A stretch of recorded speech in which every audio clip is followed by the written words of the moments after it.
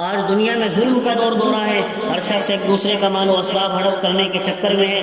وہ سوچتا ہے کہ دوسرے کا مال قبضہ کر میں اپنی جائیداد میں اضافہ کر لوں گا, میری دکان ترقی کر جائے گی, میری کھیتی باڑی بڑھ جائے گی, میرے رہن سہن میں تبدیلی آ جائے گی. حالانکہ وہ یہ نہیں سوچتا کہ دوسرے کا مال اپنے مال میں ملا کر, دوسرے کا کھیت اپنے کھیت میں شامل کر کے وہ اپنے آپ کو جہنم کی دیکھتی ہوئی آگ کا مستحق بنا رہا ہے. یہ دوسروں کی جائیداد چھین کر اپنی عقل مندی کی داد حاصل کرنا چاہتا ہے اور بھول جاتا ہے کہ اس کی یہ حرکتیں اس کی کتنی خطرناک.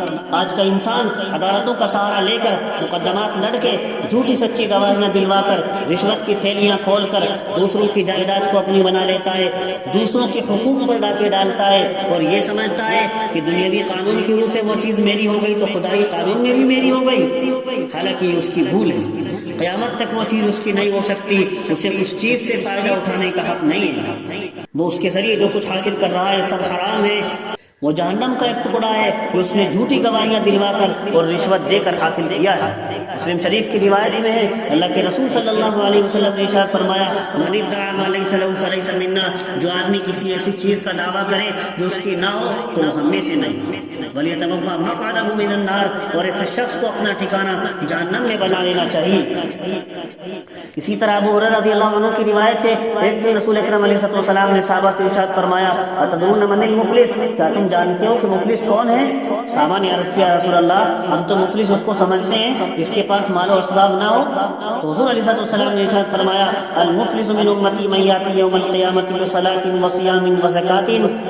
میری امت کا مفلس تو وہ ہوگا جو قیامت کے دن بہت سی نمازیں, روزے اور زکوٰۃ وغیرہ لے کر آئے گا, مگر حال یہ ہوگا کسی کو گالی دی ہوگی, وقذف ھذا کسی پر الزام لگایا ہوگا, واکل مال ھذا کسی کا ناحق مال کھایا ہوگا, وسفک دم ھذا کسی کا ناحق خون بہایا ہوگا, وضرب ھذا کسی کو ناحق مارا پیٹا ہوگا. فیقعد لہذا اس آدمی کو بٹھا لیا جائے گا اور ہر شخص اپنا بدلہ لینے آ جائے گا. اس کی نیکیاں اٹھا اٹھا کر دی جانے لگیں گی, یہاں تک کہ نیکیاں سب ختم ہو جائیں گی مگر دعوے دار باقی رہ جائیں گے. تو پھر ان دعوے داروں کے گناہ اس پر لاد دیے جائیں گے. ثم طرح فی النار, پھر اس کو جہنم میں پھینک دیا جائے. آج ہم غیبت اور چغلخوری میں لگے رہتے ہیں, ایک دوسرے پر تان و تشنیع کرتے ہیں, اتہام و بہتان لگاتے ہیں, دوسروں پر الزام لگانے میں رہتے ہیں, ایک دوسرے کو ستانے اور نیچا دکھانے کی فکر میں رہتے ہیں. ذرا سوچئے, جب قیامت کے دن ان کے عوض ہماری نیکیاں لی جانے لگیں گی تو ہم کس لائق رہ جائیں گے؟ خدا بھی ہماری کوئی فریاد نہ سنے گا کیونکہ یہ سب اسی کے حکم سے ہوگا, اور خدا بھی حق والوں کو اس وقت حق لینے سے نہ روکے گا. بیہقی کی روایت میں, ان اللہ لا یمنع ذا حق حقہ, اللہ تعالیٰ بھی اس وقت حق والوں کو حق لینے سے نہیں روکے گا.